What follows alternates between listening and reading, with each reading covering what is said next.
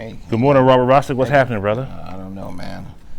I'm just rolled up in here, just trying to figure things out. After you set up all this magnificent Well, setup we got going on. Yeah, so it's a little bit of a change of pace, and we're gonna see if we can expand on it and do a couple of things a little differently than we've been doing in the past. I like changing things up. Yeah. Plus, it gives the opportunity to, like you said, to make it a little more dynamic, which is what we were talking about last week. Yeah. And just trying to do, bring people into this space to help us make this more dynamic of a show as well, too. Yeah, I heard this little thing that things don't need to be perfect; they just need to be done. They need to be done. And if you don't do them, then you can't strive toward perfection. Keep taking action. Yeah, so Right. that's what I heard. So we set it up, and we'll see how it goes. All right. Good morning, everybody. This is Bevo. And I'm Robert Rostick. And thank you for tuning into this week's episode 68 68. of Raising Unmanageables. Still loving this process, still learning a lot. And usually, Robert, we have a topic for today. We don't have a topic for today. Actually, I've been thinking about a couple of things, though. Yeah, that's what our right. topic is what's on your mind. What's on my mind has been, I've been thinking a lot lately because as we help other creatives, you help creatives as well. I'm in the creative business myself of helping other creatives, guiding them through this process of the importance of self-branding or personal branding, Yes, that's and why you should come out from behind your work and be in front of your work, right? It is a very cool industry to work in. It is a very helpful industry to work in. It's very much needed, what the both of us do, I think. But then there's that one thing of how do you help people who can't always afford your services? And that's the vast majority of, there's a lot of people in that category I found. Well, people can and can't afford your services based on what it is that they find important. Right. One of the things that I'm most proud of in my life is growing up in the projects. Growing up, You proud of the projects? I'm absolutely, Okay. because it gave me a foundation. It tells me what the ground floor looks like. Okay. All right, that's what it does, and it tells me. That's where I saw my ghosts. That's where the first time I saw ghosts was in the projects. But And anyway. you can live in a giant mansion and have ghosts and know them as well. Yeah, one day I have that ghost story. So it doesn't matter where you live. Yeah, you're gonna find some demons everywhere. Right. But the thing about the projects was that you built a friendship inside those projects because you had nothing else. Right. And that's all you had was just your friends. They were close by. You didn't have money to isolate you. Right. So you built things. You built ideas. You tried a whole bunch of things, anything to get out of the project. Right. So you were creative. You were very, very creative. And I have no idea why I started this. About the project? Yeah. I don't know, maybe you just, you loved it that much. My thing is, you said you made friends, but what kind of friends did you make in the projects? Are you talking about bugs? No. Roaches? Or like proper human beings? Human beings. Okay. We made friends. But Okay. the important part about the project is that I was on the ground floor. Yeah. And you talk about people not being able to afford something. Right. That's where I was going with this. Right. So in the project, there were still Cadillacs parked in the project. And there were still people with their suits on for Sunday morning service. Women with their big, beautiful hats on for Sunday morning service. No matter what. Right. Then your priorities were set. And I know one thing. I wanted to learn the piano as a little kid in the project. Okay. I wanted to learn the piano. And it wasn't until that we moved out of the project that my mother actually bought me one.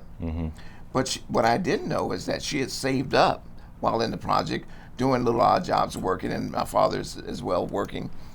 And then when we were able to get out, they were able to afford me something. So if you want something, you work toward it. Right. No matter what, you do what it takes in order to afford someone like me. I'll tell you this. If you had an opportunity, someone said to you, you wanted to meet your favorite star. Right. And all you had to do was put in 30 hours of community service. You don't have to spend any money. You have to spend time. And if you put in that 30 hours of community service, you can meet your favorite person and have dinner with them. You would freaking work your butt off in order to make that happen. Right. The same thing with affording out services. You have to give something. You just can't come up in anybody's shop and say, hey, look, I want you to do A, B, C, and D for me. And I don't want to give you anything from it. Right. But I can say when people come here, they will say, hey, look, I really can't afford your services. I said, well, I got a messy studio. Can you clean it? Just afford me some of your time. Right. And then I can teach you whatever it is that you want. Give me something, and something of value to you. And that is your time. But what and happens? your effort. What happens when? Because I'm a big believer in that, in bartering and trading time. What happens when, for that person, that's still not enough, right? What happens if I can barter time with that person, or they can barter time with me, but at the end of the day, you still need that money. There's still that bill that has to be paid. There's still that, there's still gas that got to be put in the car. There's still food that has to be put on the table.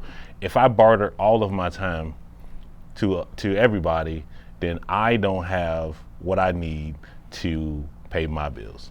Well, so I how understand how do you move That's past the that? thing about being the final word, the head honcho, the owner, the CEO, the guy, Right. Or the gal who runs the shop, is that you can determine who you barter your time to as well. Right. And that has to work for you as well. If that person is freeing up your time by doing your social media and you're not paying them, look, that's a win-win. Right. So you are, in a sense, reaping the benefits of something that you would not be doing in order, and that person is taking care of it in order to get to help your business grow, and that's important. Right. So what I'm saying is that no, you can't be willy-nilly giving out freedom here, because you're not Abe Lincoln. It's just it doesn't work that way. You don't sign any emancipation proclamations or any of that kind of stuff. What you end up doing, though, is deciding how that person can best serve you, Right. and then you can then serve them. Right. So when it comes down to people wanting something for nothing, everybody wants something for nothing and willing to give nothing to get something. But then you have to determine, hey, look, we can't do this. Right. So money's necessary. I want to get paid for the work that I do. Other people want to get paid for the work that they do. But but in this instance, things are flowing in this direction. Someone needs my services. I really want to be able to help them, but I want to get paid for the work that I do. Sure. What I've done is I sat down, I made a couple different pricing structures, which I wasn't really a fan of, because I was like, how the hell does that still help? Because even the lowest one, people are like, that's still too much money. So what I've done is gone through, and I have 3 different ways that we can work together. And then an added bonus is I'll allow you to pay me a monthly installment, Sure. right? A monthly fee. Right. So instead of your bill being $6,000 and you got to pay me $2,000 every time we meet until that payment's due, I'll allow you to break those payments down however you need to, with a minimum of, let's say, $300. Yeah. Okay. Right? But the tricky part I've found in doing it that way is when I have to employ somebody else to do a job, right? Some of that money the money's already in that fee. However, if I'm allowing that person to pay me $300, I can't pay someone else to help me with their part of the job. Actually, you can. Break it down. If you are a contractor, Right. contractor says, I'm gonna build your house. You are going to give me X number of dollars in order to get started, Right. X number of dollars in the middle of the project, Okay. and X number of dollars at the end of the project. Sure. That's for me. Okay. All other outside entities, you're going to have to pay it up front. Right. If I have to hire Joe Blow over here, you got to pay Joe Blow, regardless of whether I get paid or not. Okay. But Joe Blow is going to get paid regardless. Okay. That's a separate negotiation. So if I have to go out in this contract here, if I have to go out and buy wood, I'm not putting it on my tab. That wood goes to you. That's not our agreement. My agreement is to oversee this project and make sure it comes to the end. Right. So any other outside deals, you are going to need to pay for. Right. So with regard to certain people that I have to work with, that money's already in there. So it's coming from me, but it's not. I'm not paying that bill, right? You know what I mean? Actually, that's part of the negotiation project. I mean, part of it. Now, I said the word project, but that's not what I meant. That's part of the negotiating deal, which is you can pay me this amount, this whatever amount, but I have to have this for my outside contractors. They have to be paid first. So when it's time to pay that part of when we're at that part of the job, they pay the contractor. That's outside of myself. That's outside of so yourself. They need to take care of that part of the bill. Sure, absolutely. Okay, but that makes sense. You know what I mean? Because I'm used to doing it a certain way. I'm actually used to, hey, you pay me a third here, a third here, a third here, and breaking it down for them that way. But since I've kind of stepped back and say, hey, you know what? I know that you can. Let me break it down for you a little bit more and make it more palatable for you. But I didn't really think about the aspect of once I get my part of the obligation done and it moves on to now someone else is helping me, you have to be able to up the ante, is what you're saying, on that payment. Correct. So if that payment is going to be an addition, that $600, let's say, you need to pay me that $600, or at least half of that payment for them at this time, and then the other half at another time. Yeah. Right. And so either to way, be able to get them taken care of. Because I get it. Your vendors, the people that you hire, you want to be able to hire them again, Right. and you want them to be able to want to work with you again. Right. So if you're skimping on paying them, that means that this client is now costing you money. Right. Right. And you know, a lot of times I think people ask these kind of questions off camera because they don't want to seem as though they don't already know the answers to all these things. But I want to make sure I ask this because I'm in business. I know how to collect on the fees and everything that I do, and I'm used to doing it a certain way. This is a little new for me, but I want to make sure we talk about this so people can see this and understand this, because sometimes you just don't know all of the answers, or you're not seeing all of the avenues to how you can be performing better, especially when you're getting paid. Because getting paid as a freelancer, as a business owner, when you have a service that you're doing for somebody, it's so hard, because some of the times I spend so much time with people that they sometimes become my friends, Sure. right? And then it's like this emotional thing that happens where it's like, now I gotta send $6,000 bill to my friend. You know what I mean? So it's how do you navigate that water to take that trickiness out of it to where the contract's done, everything's situated, everybody understands it, and then how do you move on past that point and not make it so tricky of a subject? So I wanted to make sure we talked about that. Well, one of the things that was on my mind is about honesty, honesty with oneself. And if I establish that I'm going to be honest with myself, then that means I have to be honest with you. Sure. And if we're talking and we're negotiating, whether you're my friend, you're my lover, you're my hater, you're my mother, you're my father, it does not matter. Once we enter into a negotiated deal, then that supersedes whatever relationship we have, because you and I have agreed upon something. Right. Right. And if you don't see it through, and or renegotiate the parts that you can't see through, then what happens in the end is that you're no longer my friend regardless. Right. Right. And I have no problem getting into contracts with my friends because I want to stay friends with them. So instead of fighting, we just go right back to the contract. Sure. Right. Absolutely.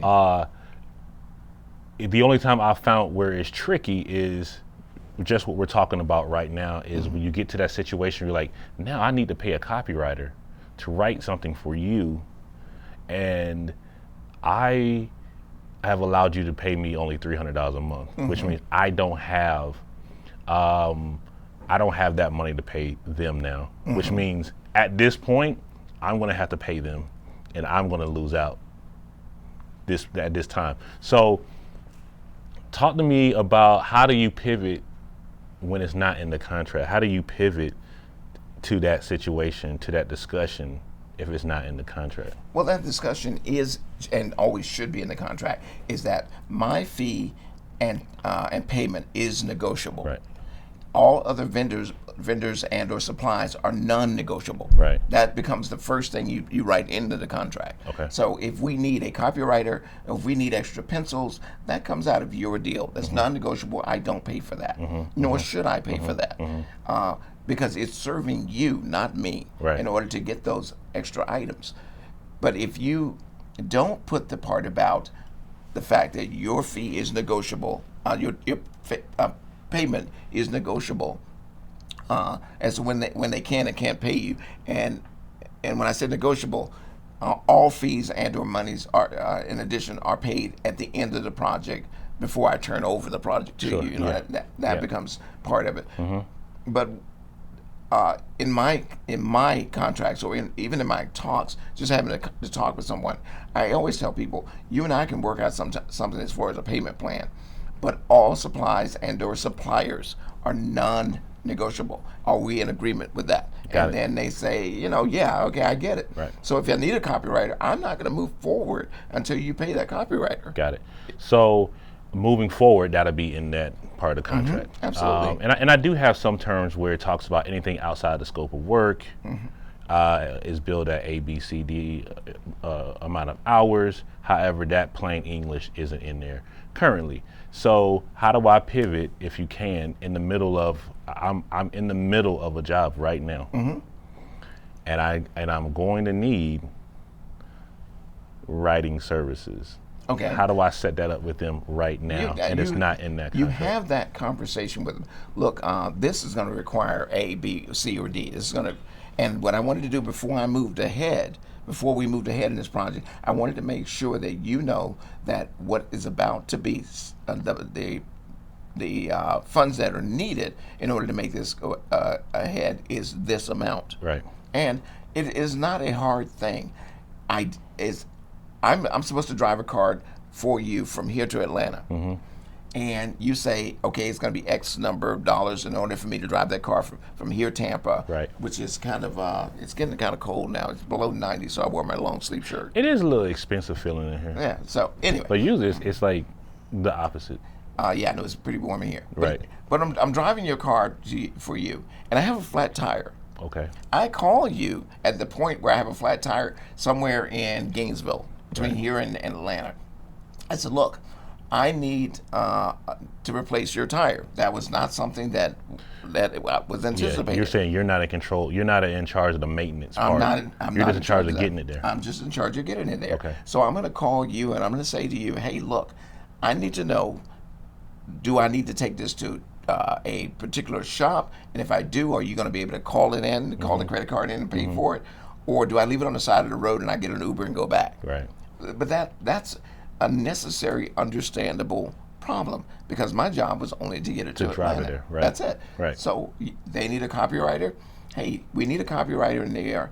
And I know we talked about it, but in order for the copywriter to come on board, I'm going to need this amount of money. You know, that has been the only thing that's been racking my brain about this whole process, is that, because like I said, the money's already built into the pricing structure, right? So it's not coming out of my pocket per se. So I have the money already built in there. But that's the only thing that's been racking my brain is, how do I bring them in and get them paid and able to pay them along the way? So you've answered that question, and it's blown my mind. And you know, it's one of those situations like, why didn't I think of that?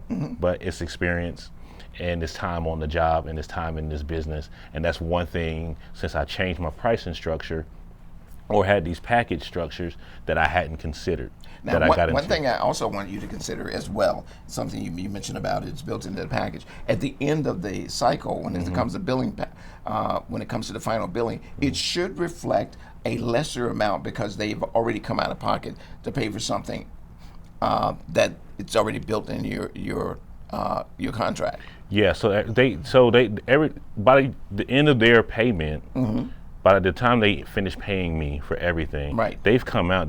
They're come out exactly where I told them right. what That's the price correct. is going to be. Yes. It's not an addition to. That's right. It's not. You're That's paying me correct. $6,500, and then you're going to pay Additional- the copywriter yeah. on top. No, That's it's like correct. all that's written into That's it. correct. So, Right. and that's the part that should be reflected in the final bill. Right. That they've already paid for this, and they're not paying anything additional. Absolutely. So at the end, it should be a sum zero. Right. At the end. Yeah, they break even. Yeah, that's Yeah, it. sum zero. I like that better. Yeah.